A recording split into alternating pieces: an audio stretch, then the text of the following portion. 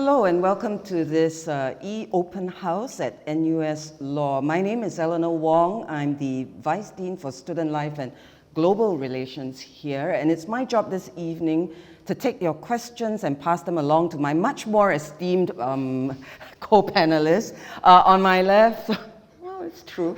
On my left, our Dean, Simon Chesterman. On my far left, my colleague Vice Dean for Academic Affairs, David Tan. And on my right, probably the most important person whose unvarnished views you will want to hear about today is our Vice President of the Law Club and the student here, Jolene Abeladi. Did I get that right? Yes. Yeah, I tried to learn that properly. Yeah. Okay. Today we're here to kind of answer those really difficult existential questions like, should I study law? To which the answer is, it depends. And then the slightly less difficult existential questions like, if I've already decided I want to study law, should I apply to NUS? To which the answer is, of course, yeah. So, but to give you the much more formal version of that, let me pass the time to Simon to kick off the session with his opening remarks. Okay, thanks, El, and nice to quote-unquote see everyone. Let me start maybe by giving you 3 bad reasons for studying law. So really reasons you should not study law. So I think don't study law just because you got the grades. I think there are many smart people who have many things they could do with their lives. Work out what you want to apply those skills to, and don't just apply to law because it's hard to get in. Second, don't just apply to law because you want to make money. There are plenty of ways to make money, and I don't think that a legal career is necessarily the easiest or, again, the best application of the skills that you have. Don't apply to law just because you want to be powerful. The path to becoming Chief Justice, Minister for Law, or a partner in a major law firm is long and hard. So those are not the best reasons for studying law, although that's sometimes why people do. What are some better reasons for thinking about studying law? If you're like me, one of the reasons I studied law was I was interested in power, not in wielding it, but in understanding it, understanding how society organizes itself, how people in positions of authority are held to account, how we organize a population into cooperative endeavors. Some people, they love language. If you love language, if you love words, if you love to play with words, law is a great way of really demonstrating that the pen is mightier than the sword. Because law really is about the use of language to govern human relations. And then a third and an increasingly important reason why students often choose to study law is because it gives you the tools to make a difference. So if you're interested in the environment and saving it, if you're interested in corruption and eliminating it, if you're interested in helping people using the tools of the state to create opportunities, to protect vulnerable populations, then maybe law is for you. So maybe I'll hold off there and we can get to the question of why NUS is so much better than anywhere else to study law a little bit further on, but that's a start. To answer that question, at least in terms of our curriculum and what's so great about the things that we teach is indeed David's jobs tonight. So I'll pass the time to him next. Yeah, I think what the dean's too modest saying, and I'm not ashamed to say this, is that today we've just been ranked the number 10 law school in the world. Okay, I'm just going woo! Yeah. I can't help myself. Woo! Right. I'd like to say that's because our colleagues write wonderful articles. However, our curriculum is remarkable. If you want to do a double degree program, we've got a few double degree programs. We have over 120 electives for you to choose from. This means you can specialize in, say, corporate finance law, international law, space law, entertainment law. You only have to do, say, 4 subjects in your later years, but at NUS we offer you 60 for each semester for you to choose. You can even do a minor in information systems, English, literature, politics. Myself, I did a double degree. And that was because I couldn't decide whether I wanted to be a banker or a lawyer, but I ended up doing investment banking for about 5-6 years, and then now I ended up being an academic. So you can see we do offer multiple pathways for you. If you can't make up your mind now what you want to do, but you want to come to NUS Law. That was hard sell, right? Yeah, that was a hard sell. David's really good at that, right? But I guess the question is, I'm assuming that all of you out there have many different pathways, and perhaps you haven't quite decided yet, and that's fine, right? But maybe I'll ask Jolene to share a little bit about what that decision point looks like, because you're much closer to it than some of us.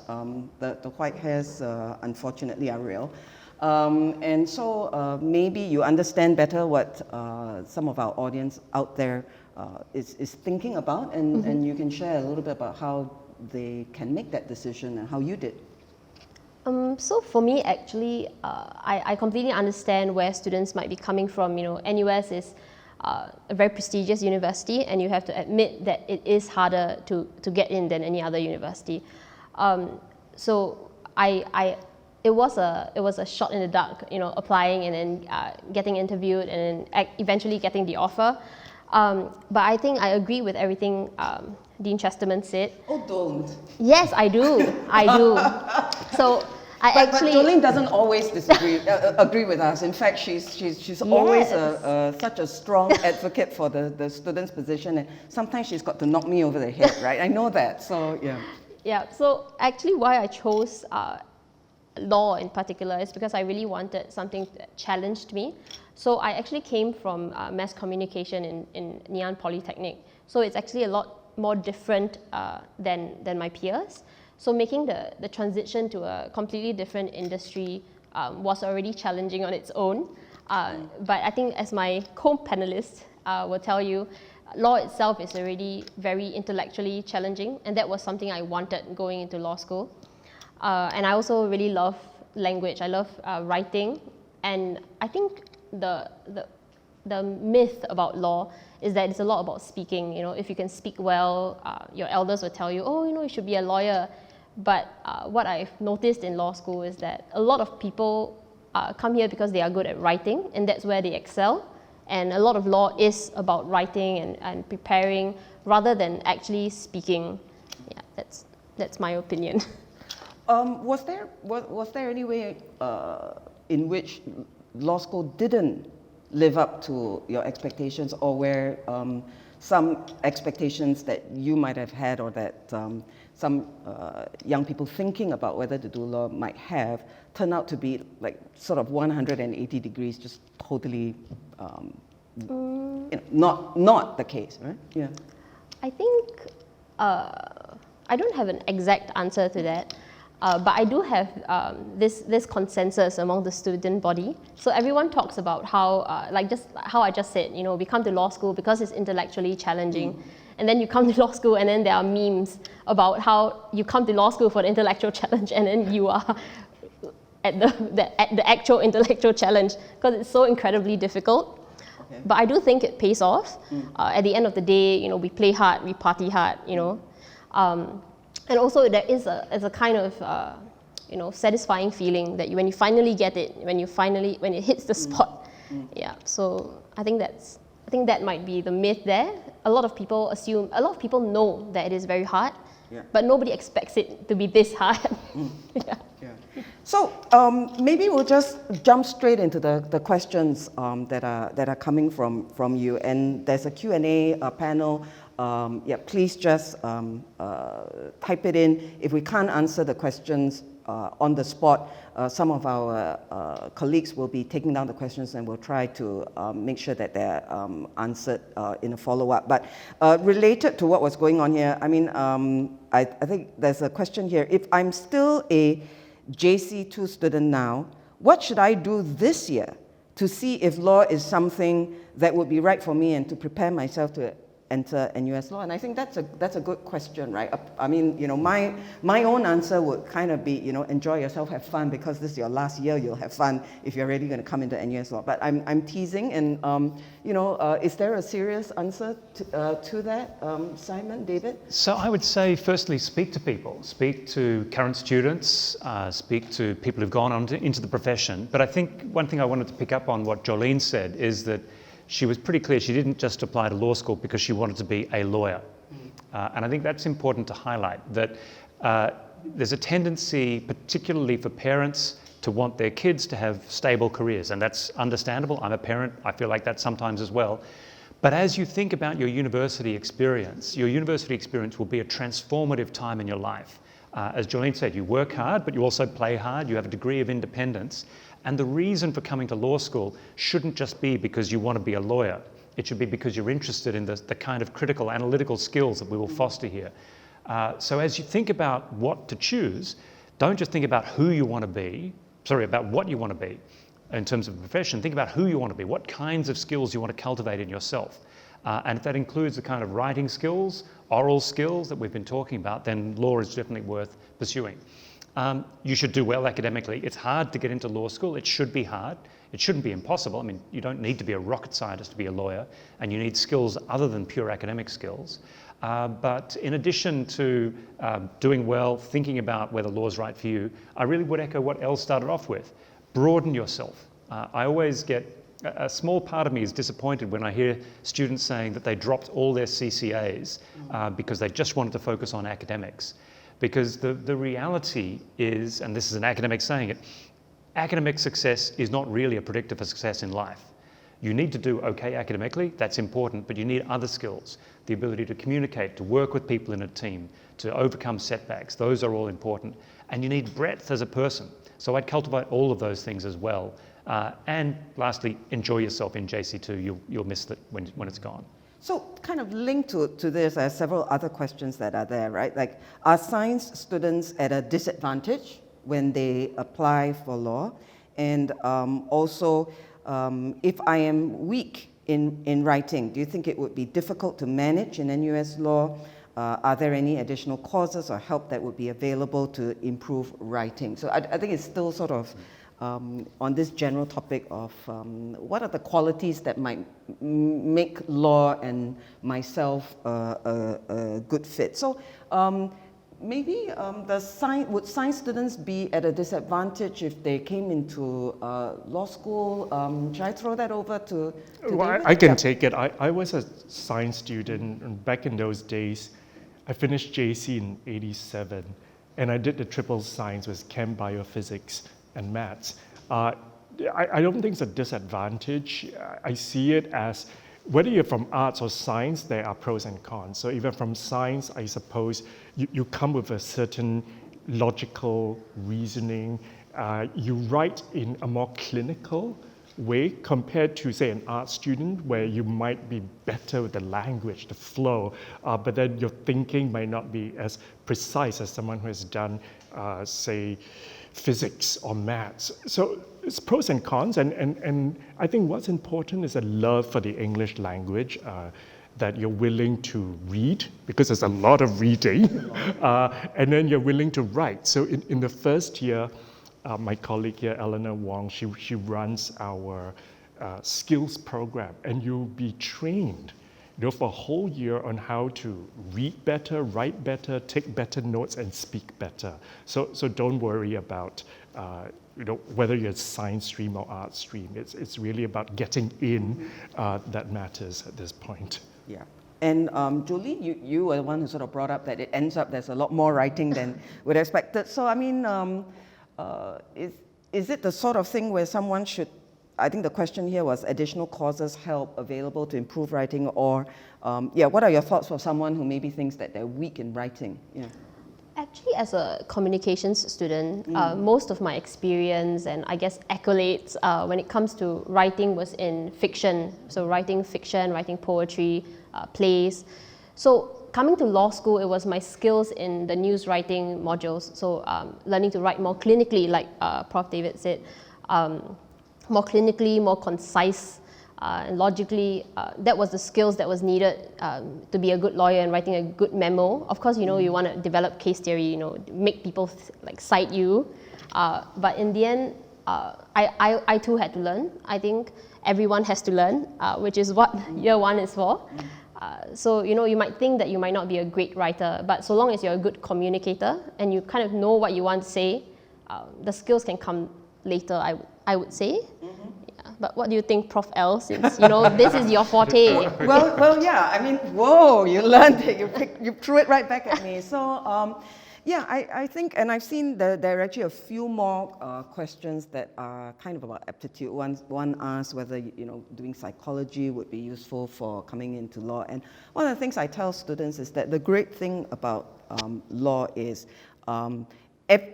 any background that you come from is likely to be a little bit useful. So for science students, especially,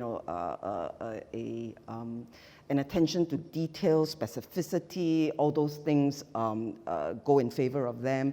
If you're more of a commerce, you come from a commerce background, a sense of how business works, etc., is useful for you to understand certain aspects of law. If you come from an arts background, a certain flair with language might assist you in writing or in oral presentations.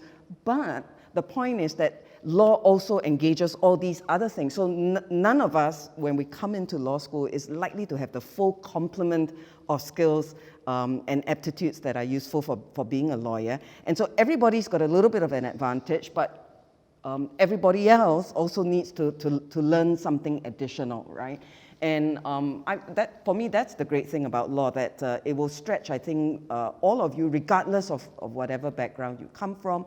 I do think that it is important that you have a fair amount of tolerance for reading and a certain amount of facility with writing, otherwise you will be unhappy. And I think there was another question, what if I'm really shy and I don't want to speak up at all? There are many law students who do really well, even if they're not sort of loud and noisy and gregarious. I think that is there's a misunderstanding that only that type of person will do at law. But I would also say that if you are so painfully shy that it is absolutely terrifying and awful for you whenever you have to speak up, that may be a sign that law is not necessarily the best calling, because while we will give you plenty of training and help so that you'll start to feel confident about presenting, if it really is quite that terrifying and painful for you, the gap might be too much. So I think you've got to be a little, close enough to the abilities, and then the rest of it, I think, is about coming in and will help you along the way, right? So I'm going to then take that as a closing point on that, and maybe there are quite a lot of questions about double degree programs. And maybe that's a good segue that we can go to, right? Because we don't need you to only be interested in law. If you come from a science background, it may be possible that there is a science and law double degree course that is interesting to you. So maybe I'll pass you over back again to David to talk a bit about the different double degree programs. Sure. Yeah. We used to have more, but because oddly, students didn't want to do the science combination, the biomedical science, so we dropped that double degree. But currently, we have the liberal arts one with Yale. So in 5 years, you can get a BA awarded by Yale, but you study at NUS plus the law LLB. And then we also have business administration and law, as well as economics and law. So we have 3 double degree programs. But what's very popular is our minor. So minor simply means you get a law degree, then you tag on, say, a minor in information systems, English literature, Chinese language. You just have to do 6 subjects in a particular faculty, in a particular area, and you declare a minor. So that's great for people who say you want to go on to journalism, you might want to do a minor in Chinese language because you want to work with 联合早报 ultimately, but covering legal affairs. Or you want to go to the foreign service, then you do a political science minor. So we certainly do have all these possible opportunities. Mm-hmm. Yeah. I mean, if I can follow up, I mean, it links back. So it links back to the question of admissions, that we're not only looking for people who want to study a narrow vision of law. And indeed, maybe a decade ago, the dirty secret of law was we had a lot of people who did very well academically, but didn't like numbers or didn't get into medicine. Now I think what we're increasingly seeing is that the skills you need to be an effective lawyer go beyond just a narrow idea of law. So we need that sort of law and that's relevant both if you practice law and if you don't. If you're practicing law, 3 big trends are globalization, commercialization, and the impact of technology. And so being able to take those minors, as David was describing, being able to transfer laterally from other degree programs into law. If you can be a lawyer but also have the ability to work with people around the world, I mean, we do that through our exchange programs, our Exchange Plus programs. If you have the ability to help a business with commercial skills, if you have the ability to take advantage of the massive advances in law and technology, then that's beneficial. But this is also of benefit to the students who go on to different career pathways. So we've had graduates not only who go into traditional legal careers, but who become diplomats, politicians, they go into the arts, they run businesses. The head of Razor Inc. is one of our graduates. We've had cake entrepreneurs. People go onto all sorts of different pathways. And so really the aim of our degree is to give you these skills that will be essential if you become a lawyer, but will also be useful wherever your law degree takes you. And maybe this is a time also, I think, to address some of the questions there, kind of about what we see as the future of the profession. How's AI going to play into this? I mean, Jolene, are you worried that by the time you get out there, you won't have a job because computers are going to take over from you? I mean, not to scare everyone, but me and my friends were just having this discussion about the role of AI in securing our training contracts. And we were very relieved because we were saying, there's no way it's going to hit us, by the time we have to apply for our training contracts, which is just less than a year later. But I actually agree with Dean Chesterman. See, this is how casual we are. Dean Chesterman. That the thing that distinguishes lawyers, especially now, with the rise of AI and the rise of technology, is the human touch that we offer, which is why it's so important to have breadth in our understanding of the world. We can't just know the law anymore. We have to know industry practices, how to communicate with people, how to be a human being and not just someone that churns out a statute or case law. So I think that honestly, just going back to NUS, just to hard sell a bit, that's why NUS is so special, because there is really so many things you can do outside of the law, whether that be through your CCAs, through competitions, or even through, like Prof. David said, minors and double degree programs. Can you talk a little bit about CCAs and maybe the kinds of activities? Well, some activities, I guess, are kind of law-based, right? But when you say there are opportunities for students to explore that sort of breadth at NUS Law, what were you thinking of specifically? I was thinking about the fact that even though NUS Law is on its separate campus, there are a lot of opportunities for us to be involved in the main campus activities, whether through the student council, student union, or even the CCAs available there. So varsity sports, arts, dance, even halls and the residential colleges are available to law students. And in fact, quite a few law students take part in their first year especially. So that was what I was thinking of. But like you said, we do have many sub-clubs that are unique to law school. So they are based in law school. So things like mooting, debating, even just publishing. We have our own magazine, Justified. So there are many opportunities to even do things outside of the law while in law school. Yeah. And there was a question, I think, about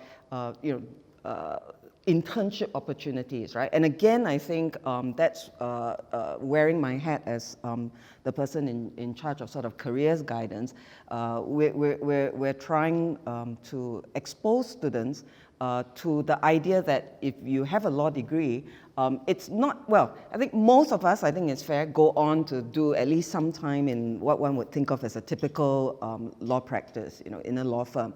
However, the pathways these days are just so many more than that. So we often have our alumni coming back to talk about their careers in the Foreign Service, in journalism, in law-adjacent jobs such as actually running projects, right? So, project finance, where they are the ones doing the projects, logistics work, where they're the ones negotiating the contracts and negotiating the business, and then someone else actually does the drafting for them and does the kind of actual legal stuff, right? So these are the many different pathways that we expose our students to, so that they know that these are available to them. And even when it comes to internships, while the vast majority, I think, of our internships are still with traditional law firms, we do have arrangements with, for example, banks and other institutions for our students to spend some time with them and figure out a little bit what it might be like to be someone with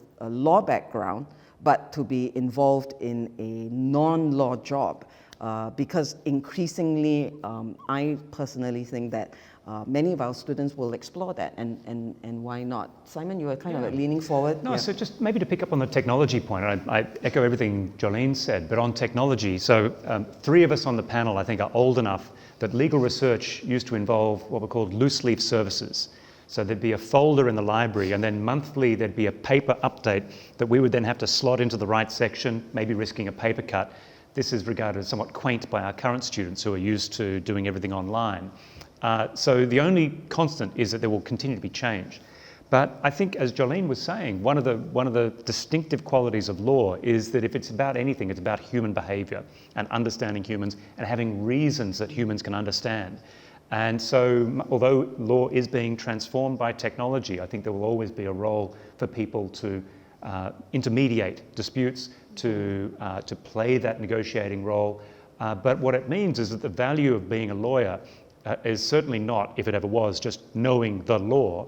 The value of being a lawyer, the value of a lawyer, is being able to ask questions, come up with interesting questions and help solve problems. And that's something that's going to take some time for AI to encroach upon. David, you're kind of nodding. Do you have a No, thought on this? I was just looking at the questions, and I don't want to avoid what's the difference between SMU and NUS. Oh, you know, you read my mind, David. This happens so often that it's a bit uncanny. But I was think, about to say no, that. I just want to dispel a few myths. I mean, the first is that they teach seminar style and we don't. In fact, we have over 120 subjects taught seminar style.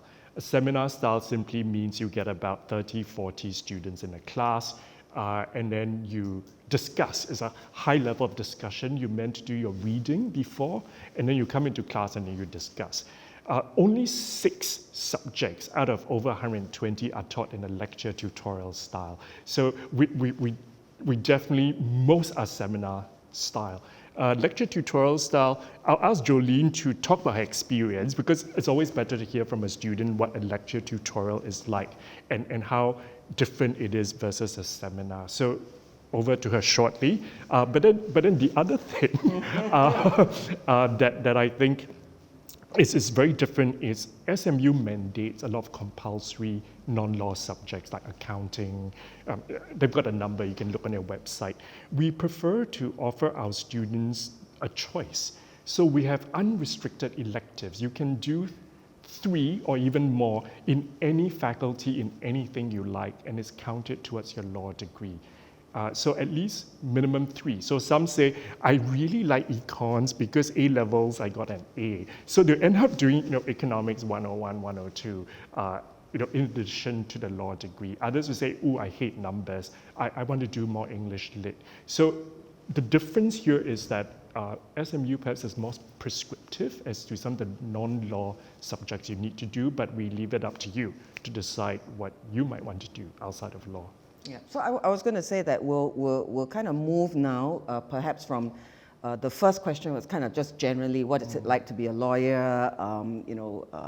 What are the aptitudes, and should I do law? And we'll move a little bit into the hard selling for NUS law for now.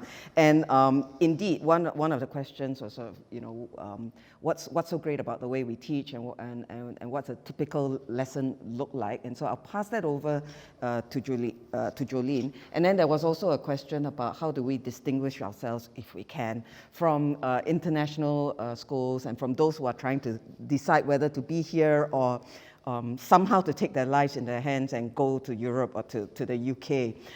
And I'll pass that over to Simon in a while. But first to Jolene about what a typical class looks like and what's so great about it. Yeah.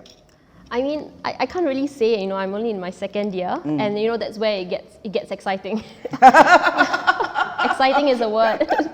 But I would challenge these people to really think about whether seminar styles really is so much better, especially for you as a learner, because the most of the lessons that are taught tutorial lecture style are in our first year, first and second. Correct me if I'm wrong, Prof. David. All right, great. So it really does help you, get your engines going, because we have the lecture, so you get a taster, and then in tutorial you really get a smaller group where you can ask questions to your professor. You can get things wrong. With a smaller group, it's also easier for you to ask questions and make mistakes. So I really do think that having this tutorial style is quite important, especially in your first year, which is what we have. And maybe just going back to what Prof. L touched on the topic of internships and if you choose not to do law, actually right in front of us is Genevieve, our career supports advisor, and she has been instrumental in providing students with really so many options outside of the law. So NUS is actually very supportive when it comes to things like careers fairs, career advice, and so many of my friends have found this advice so useful, whether it's for legal internships or non-legal internships, which also connects back to why I personally chose NUS, which was the legacy and the power of the name, the name of NUS. You can't deny that NUS is the top university in Singapore, and it's also the oldest. So, everywhere you go, if you graduate, you're going to meet an NUS alumni, and that is very valuable, I feel. We don't want to go around and say, if you go to one of the new universities, oh no, you're not going to get a job, because that's not true. But having that first connection with people, I think that was very important for me in my decision. And I think Julie makes a really good point about our extensive alumni. Our alumni come back to help us in so many different ways. So we have got the Law Alumni Mentorship Program, or LAMP, where students are matched with alumni who can share their experiences, etc. And we have such enthusiastic response from our alumni that the ratio is almost one student to one alumni. I mean, you basically get one-on-one mentorship, right? We also have many of our alumni coming back to coach teams and competitions, and essentially just to help teach the students to do better. And of course, when it comes time for us to help people think through where they want to go in their careers, our alumni come back to give the talks. They're available to mentor, and if we need to sort of make a phone call and say, hey, we've got a candidate, why don't you give them a chance? We've got a wide network that we can do that with. And it's not just through the careers office. Many students, I think, will find that profs who are also themselves alumni of NUS will often be more than happy to pick up the phone, talk to someone in town and say, hey, I'm teaching someone who's got a lot of potential. You're my old classmate. You're now, managing partner of the firm. Is there any way we can just see whether we can give the person a chance to interview? And of course, in all of these things that we do to assist our students, it's never about getting them the job, and I don't think we promise that ever. But it's about the fact that being part of this community maybe gives you that little extra edge for the door to be open, and once you get your foot in the door, then the rest is really up to you to make your way. And to some extent, perhaps that's also something that makes us a slightly different proposition than, say, a UK or a school overseas. And yeah, Simon, do you think so? I think that's right. But first, I want to speak up for SMU. So I moved to Singapore in 2006, just before SMU took in its first batch of law students, and I think I was in a minority of colleagues here that thought it was the best thing ever to happen to us, to have some local competition. And today it's a good law school. It must be. It's run by one of our graduates. Now, on the question, though, many of the professors there are indeed also our graduates. Our graduates, yeah. But on the question of whether sort of NUS versus international, I'd like to answer in two parts, because I know we have students listening, but we also have some parents. So first to the students. To the students, I echo everything Elle was saying in terms of the Alumni Network. Our alumni include the Chief Justice, the past Chief Justice, the Minister of Law, past Minister of Law, Attorneys General, partners in all the major law firms.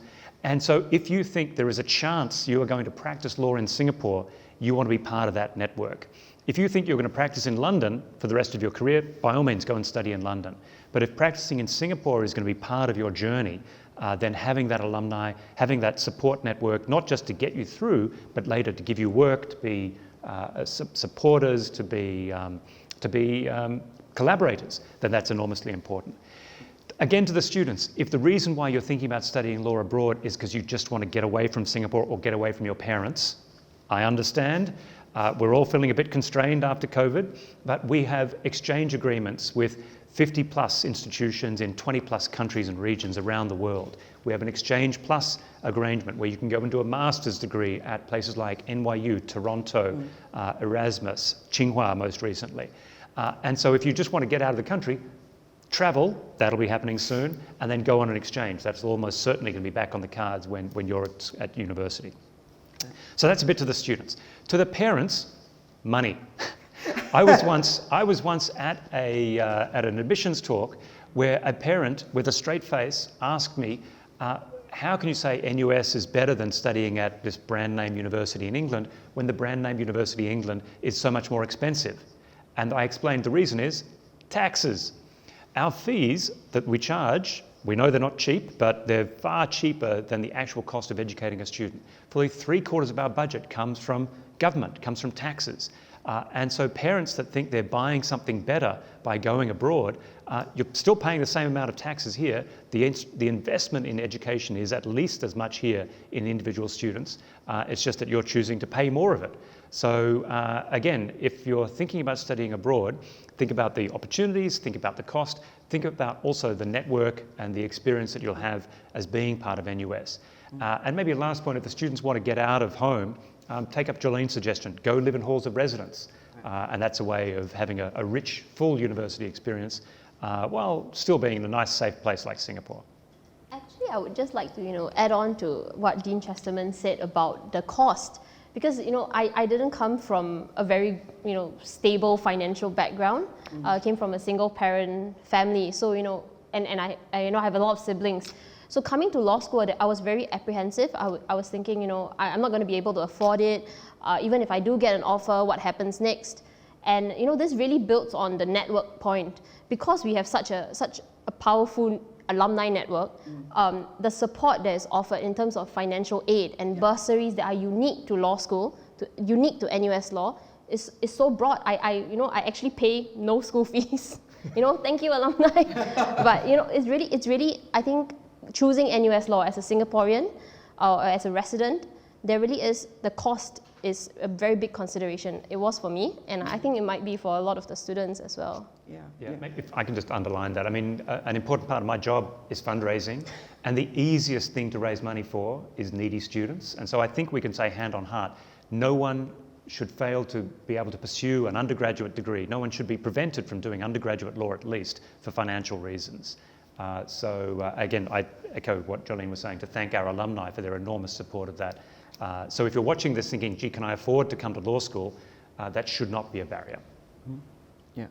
And kind of like still on the topic of what it's like to study at NUS, right? And I think some people kind of compare the NUS campus with the SMU in the middle of town sort of feeling, right? And I'm going to put it back to Jolene and kind of ask, is there a response to that? Pros and cons? Yeah. Maybe I'll make like a little snide remark. Is Dhoby Ghaut really the town, right? Botanic Gardens. We are so close to Newton. We're so close to Orchard. We're literally 15 minutes away from a 15-minute drive away from Orchard. And I think that law is already so hard. And being able to be centered in the middle of Botanic Gardens, you are forced to walk through, is really a very nice relief, respite from the difficulties of law school. Because if when you're walking through Botanic Gardens, it's just I think a short walk, maybe 5 minutes. There's no way you're going to take out your laptop and I'm going to do my notes while walking through botanic gardens. So it's kind of it forces you to take a break twice a day, and I think that's something very special. Yeah. And it's really a very beautiful campus here. And I know that some of the questions are kind of a bit maybe also worried that being in the law school here on this beautiful campus, we're not on the same campus as the main campus. But I hope that what Jolene has shared puts some of your concerns at rest, because law students, when they want to, continue to be able to be engaged very much with the main campus. So in fact, I always think of it as kind of having, two bites at the cherry, right? You've got this lovely, rather secluded campus where it's really a wonderful environment for studying, but you're also part of this larger community where anytime that you want, you just get on the shuttle bus and you're back in the middle of the huge Cambridge campus. You can hang out with folks from other faculties. You can do all the CCA that's there and take advantage of the facilities that are there. And you have indeed the best of both worlds. Would you agree, David? You're nodding very enthusiastically on this. Oh yeah, absolutely. I think sometimes you just want to be away from the madness of thousands of other students at main campus. But then if you really want to interact, that's where you have all your clubs there. I know many students are like the jazz club, and then they play varsity sports, right? So they go there. And then when you do your minor program, you can mingle people in computer science and English literature and languages. So you can choose who you want to mix with when you're at the law school. I think that's what one of the students said in past years. I don't have to mix with everybody. I decide who I want to mix with. Having this isolated and I guess arguably smaller space is not exactly a bad thing. I would say that it's actually a pro, because everyone in law school knows each other, So you're kind of forced into this community where you have to be friends, you have to know each other, and you have to get along and collaborate. So that's something very special about, being forced into a space where you have to be friends. Yeah. There's a specific question about COVID-19, right? And when you talked about being squeezed and unsafe distancing, it made me think of this question. With the COVID-19 pandemic this year, will lessons be conducted on campus or online? I think it's a fair question maybe for us to share. This has been a difficult year. A year ago, was the first time we had done this open house session remotely. And I don't think any of us thought we would still be doing it again like this year, but we're here. Maybe we can share a little bit about kind of the resilience, and I love the students. They've just been so gracious. Despite the disruption this year, they earn my gratitude and my admiration for the way in which they have adjusted to everything that's happened in this very, very difficult year. But maybe someone wants to talk a little bit about how we've adjusted to this, sure. what we're I doing, can and how we make sure their learning is still fruitful. So what we do is very much based on what the government is doing. So for now, we have mainly in-person classes where you still have to wear a mask. And then we do have hybrid classes as well, meaning, some people, they might be in a vulnerable group, or they might be living with older parents or grandparents. So they can participate via Zoom while some other students are in class. That's a hybrid mode. And then we have about 24 international visitors. Well, normally they will come. So these are professors from Toronto, Oxford, Melbourne, Sydney. Normally they would come and teach an intensive for 3 weeks. Because of the COVID-19 restrictions, they have to teach via Zoom. So we don't want to deprive our students of the experience to be taught by professors from some of these top law schools. So in summary, we have different modes of teaching. We have all in-person class. Some of the skills classes are all in-person. Some are hybrid in the seminar, and some are purely via Zoom.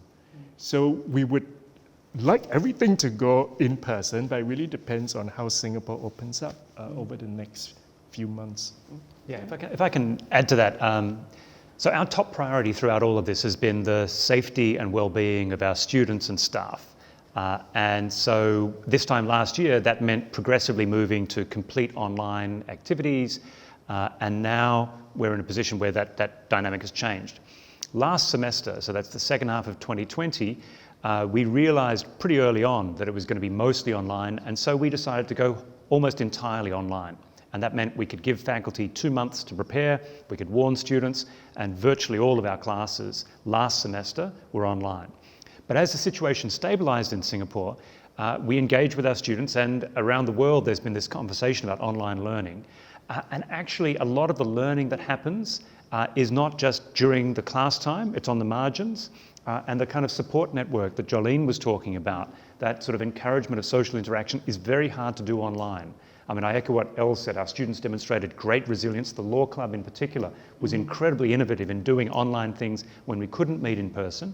But now that we can, we've really pushed students back into the classroom, pushed faculty back into the classroom, subject to the health guidelines, so that we have as much of an in-person experience as possible. And indeed, 2 nights ago, I went to our first in-person moot in almost a year. So assuming that stabilizes, and I think this was really the question, what will it mean next semester? Insofar as possible, we will be in person, subject to whatever public health guidelines there are, supplemented with online education as necessary in terms of bringing the international faculty into the classroom or enabling students who, for good reason, can't come into the classroom to participate as well. But our aim is really to draw on the best of technology, but ultimately, and this echoes our earlier discussion about AI, law in particular is a human activity, and we want to encourage that dynamism in class. One of the reasons we interview our candidates is we want to recruit students who are going to be active members of their education. We don't just want you to sit passively and watch, as unfortunately many of you are now. We want you to be actively involved in your education. Well, I thought you were going to say we're going to sit back and watch Netflix, which is definitely better than this. Even worse. Yes.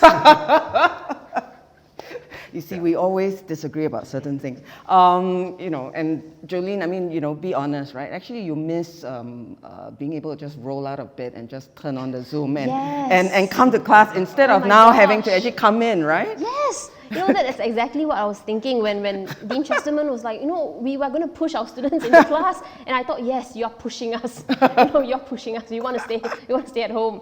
But I suppose, joking aside, right? Joking aside, I think we've learned actually quite a lot about how to deliver fruitful and meaningful remote experiences. And when you think about it, even the courts, for example, have gone online. So you know, my personal view is that as the world goes on, we'll be doing quite a bit of in-person teaching, but also I hope that a lot of the things that we learned this past year about how to learn and to teach remotely will continue to build on and continue to use, so that every now and then Jolene can indeed wait until the very last 5 minutes, roll out, brush your teeth, and then still be on time for a class. I know I love doing that for meetings, but don't tell anybody else, right?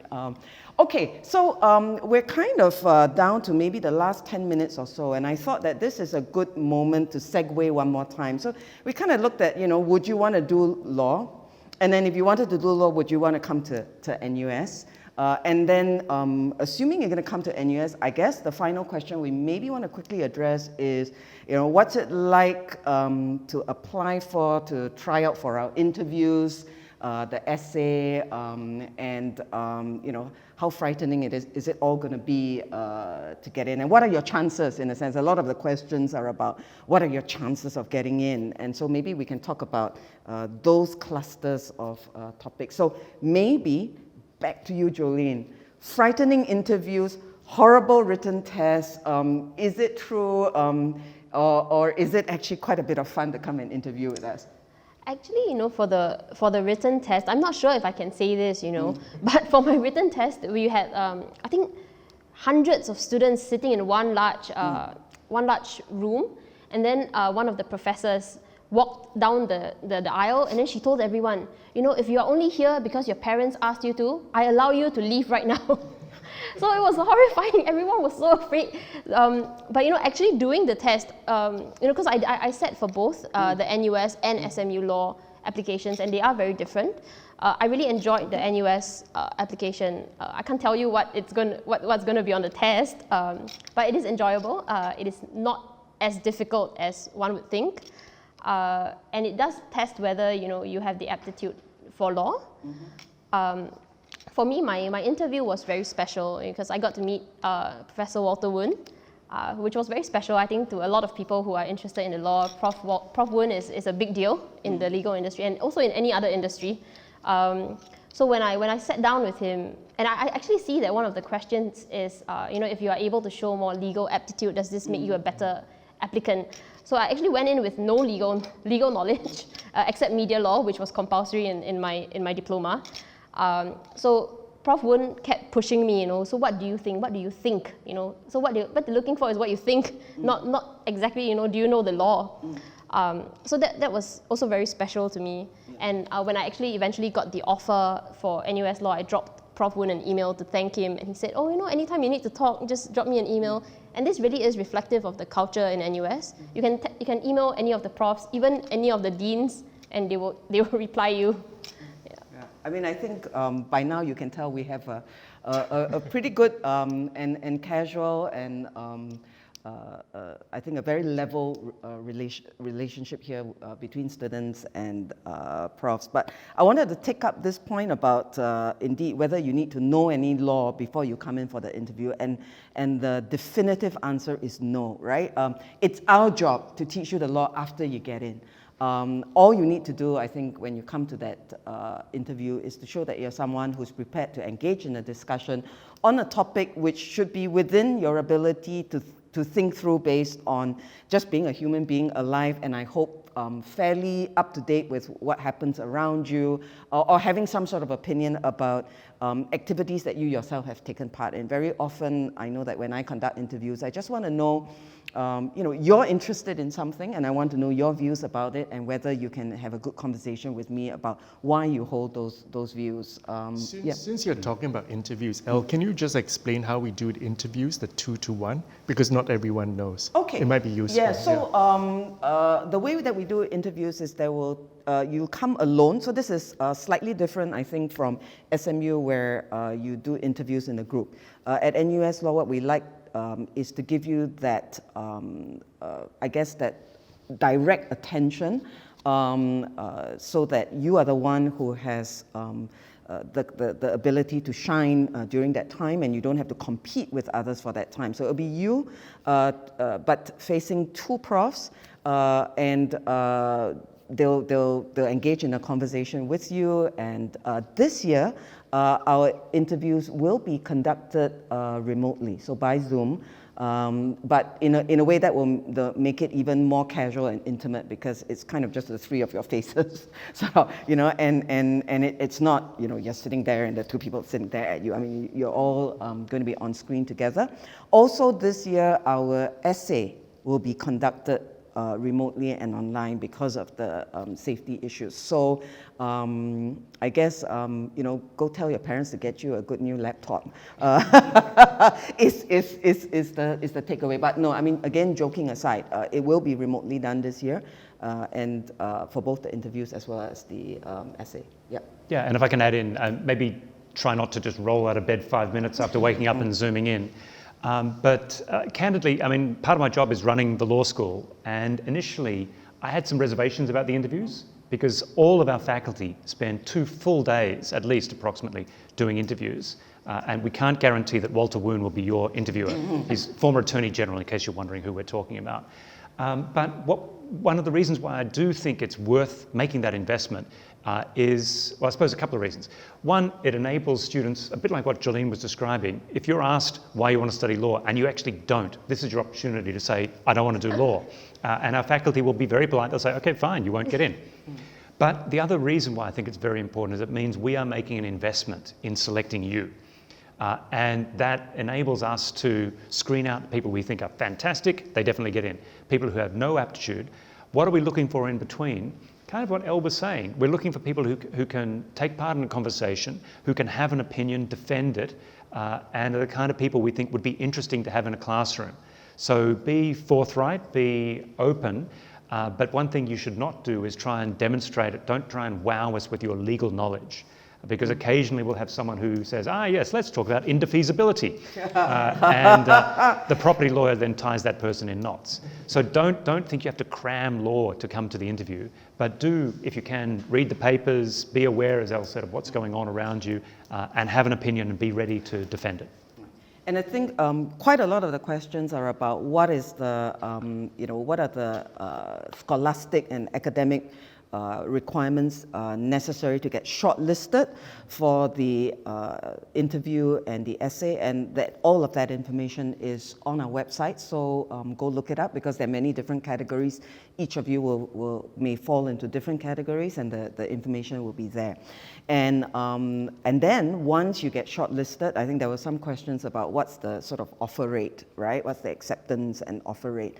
Well, I mean, we are a very popular faculty. We have quite a lot of people applying. So every year we're shortlisting anywhere from 800 to 1,000 students, and ultimately, due to reasons that have to do with limitations imposed on us by the authorities, we can only take in about 240, give or take, students, and this includes those who are hoping to do a double degree as well. So the offer rate will be tight. It will not be as if everyone who gets shortlisted for the interview and the test will get an offer, but it's also not impossible. And I think the message that I would like to send to all of you is, if you think you have a passion for this, if this is a dream of yours, and if you think that your results are such that it's strong, right? It doesn't have to be straight A's only, but it should be a strong set of academic results, and you want very much to do law. Give it a shot, right? Put us there as your top choice or your second choice. Come for that interview and do the essay, and you really never know.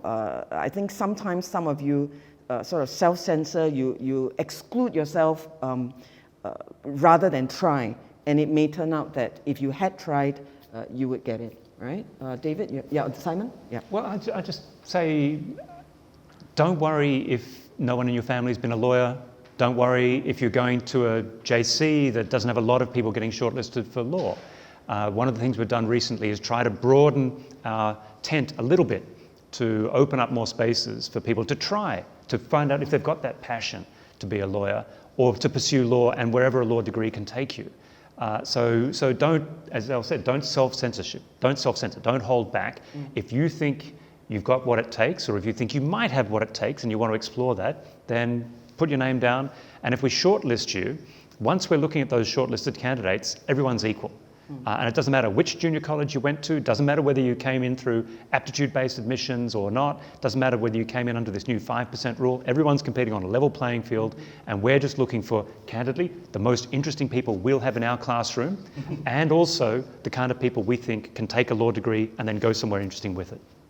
And on that note, maybe as we wind down this session, final words of advice or encouragement from each panelist. So let me start perhaps with Jolene, and just work to David, and then I'll give Simon the last word. I would just like to echo what Dean Chesterman said, which is to not discount yourself, because, coming from a polytechnic, this seemed very impossible to me, and then I did it, and then now I'm here. So, don't discount yourself. David?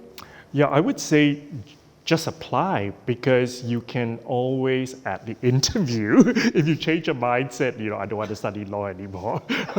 Yeah, it's try, because you won't know until you try. So if you didn't apply to NUS, you go to a lesser UK university, you'll always be thinking, oh, could I have gotten into NUS? You never know until you apply.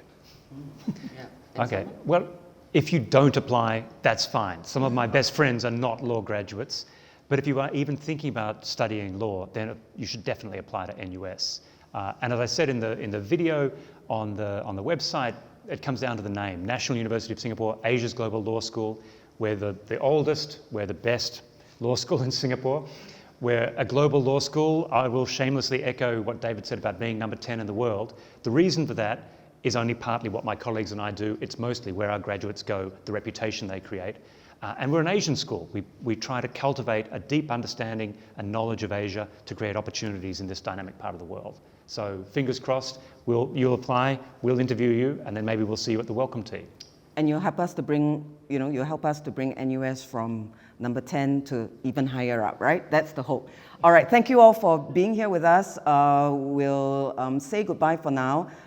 Just a shout out to some of you who might be interested in our postgraduate program. So maybe you signed on too early and you didn't realize that this was a section more for our undergraduate programs. But if you're interested in our postgraduate programs, that's on later this evening, and we'll talk to you again then. Thank you very much for being with us, and stay safe, be well. We look forward to seeing you.